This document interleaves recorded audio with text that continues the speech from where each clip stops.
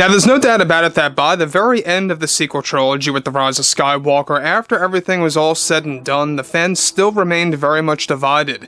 But all thanks to Jon and Dave, they've been slowly reuniting the fans 1 year at a time, especially with what we got back in 2020 with The Mandalorian Season 2, that really set things up for the future of Star Wars and exactly what kind of potential it can really hold.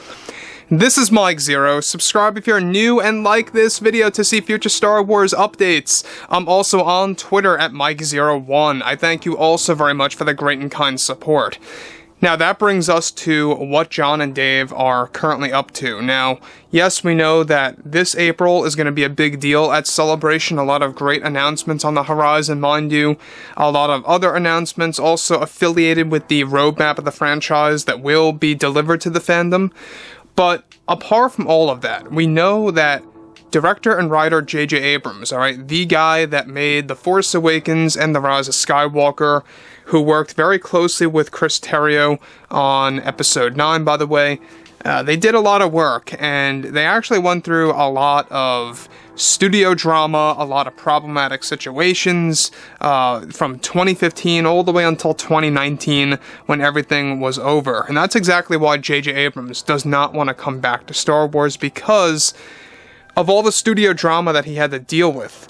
Now, we're going to be tapping into what J.J. Abrams had to say about the Disney CEO, Bob Iger, at the time, as well as the sequel trilogy movies and a whole lot more, and it doesn't seem like he has the best things to say about all of those things. So let's get right into it. Now, one thing, alright, first things first, is that yes, we know that J.J. Abrams is, and always will be, you know, the guy that started the sequel trilogy, so a lot of fans are, you know, and have been very much against him, really kind of putting things in place or in motion for that. However, with that being said, with Disney and Lucasfilm now focused on their new Star Wars TV shows, it's noted that currently both Jon and Dave are getting ready to make some big changes at Lucasfilm. Now, it's noted that recently creator J.J. Abrams talked about Disney CEO Bob Iger and the sequel trilogy movies by stating the following to the community. When I accepted to work on the first film, I knew going in that they wanted nothing to do with George, and believe it or not, I tried to fight this. I actually wanted George by my side, and for him to guide me on this movie. So I felt very lost with The Force Awakens, and I blame that on Bob, and his way of leading things with this trilogy. You see, they had all this studio drama going on, that it was all about playing everything safe and not taking any chances.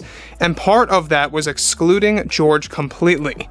This really bothered me about Bob Iger at the time, and even still to this day. And it's why I think the sequels, and especially how they ended with Episode 9, felt out of place for many fans. Now, let me just stop here for a second. So, J.J. Abrams really putting the truth out there about Iger and the sequels, that part of playing it safe with the actual sequel trilogy movies was by excluding George Lucas and just getting rid of him completely, just putting him to the wayside, not dealing with him at all whatsoever. That was the whole, you know, deal between Bob Iger and Kathleen Kennedy. And that just goes to show you that even J.J. Abrams, the middleman, you know, even though he made these movies, I still believe, to be honest, to this day, that even if Bob Iger wasn't controlling J.J., he still wouldn't have been the best fit for the sequel trilogy movies, but there are some positive elements to him as a person, as a creator, and what he wanted to do that he reveals, and we're going to be going over that in just a second and how it involves Luke Skywalker. But as JJ puts it out there, part of playing things safe was by excluding George Lucas, completely just not allowing him on set, not allowing any of his story treatments to come into the sequels, all of that kind of stuff. J.J. Abrams putting that on the table right now. So, nowadays, Bob Iger is in a different state of mind. He's more desperate, he's more open, he's more willing to do what it takes to make the fans happy. And let's face it, that's because of desperation and damage control, we all know that. But in the end, given that it's Jon and Dave leading all of this, I think that things are really going to work out. Things are really looking up with Mando Season 3 and Ahsoka this year. So, moving on to the next big thing here, alright? So, J.J. Abrams goes on to actually elaborate the following. He says, these films needed more magic to them and more truth to the Star Wars spirit that was lacking. I will admit that I felt I was going against the fans at times because I was being told and forced what to do with these stories. And Bob really pressured all of that, not just on me, but also much of the cast and the crew, on how these movies needed to be made and how the actors were supposed to act, and what we could and could not do. I'm actually the guy that wanted to use Luke a lot in Force Awakens and pick up from Michael's work, and I got in trouble actually by Kathy for pursuing that kind of thing. So, when he's talking about Michael's work, I don't know if you guys have no idea what he's talking about, but he's alluding to Michael Arndt's script. You guys may or may not know about this, but The Force Awakens, before JJ got on board, had Luke as like one of the main characters from the middle point of the movie all the way to the end. And they had a lot of Luke Skywalker screen time. I mean, a lot. Like, he was like basically, you know, coming in at the very end of the first act, right before the middle of the movie begins. Kind of like how Han Solo enters into The Force Awakens. Kind of similar to that. Except it was going to be Luke. And I think that is what we needed at the end of the day. But Kathy's end of the argument was, if Michael did that, it would have took away the spirit or the limelight of the characters Rey, Finn, who at the time was being dubbed as Sam, and you also had Poe Dameron, who was supposed to die, by the way, on Jakku. But all these different things really just... it just never panned out, and I think it would have been a better way to go about doing things by involving Luke more, and even JJ says that him pursuing Michael's original idea got him in trouble by Kathleen Kennedy. And I think it just goes to show you, and it goes to show the overall fandom, that she does not care about her creators, she does not care about George Lucas's visions, and where Star Wars should really go.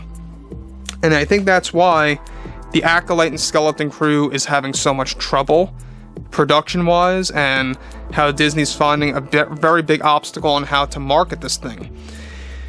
So, J.J. Abrams, alright, you know, he's not all that bad after all, but I still think that he definitely should not have been the one to lead the sequel trilogy, but it's reassuring to know that at least he wanted to do some things that would have been satisfying to fans. At least some things, right?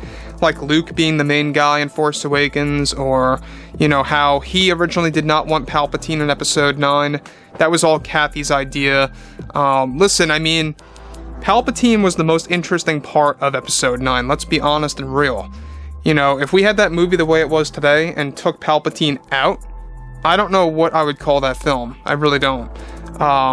You might as well go back to Duel of the Fates with Colin Trevorrow's script, where they had a brand new villain called Tor Valum in there, and Kylo Ren was basically still the main villain, and very much, you know, like a villainous character up against Rey from start to finish, practically.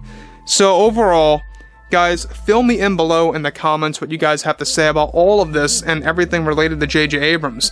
And if you guys did enjoy the content for today, make sure to drop a thumbs up on this video to support the channel. I thank you all so very much for the kind support, and I'll catch you guys next time.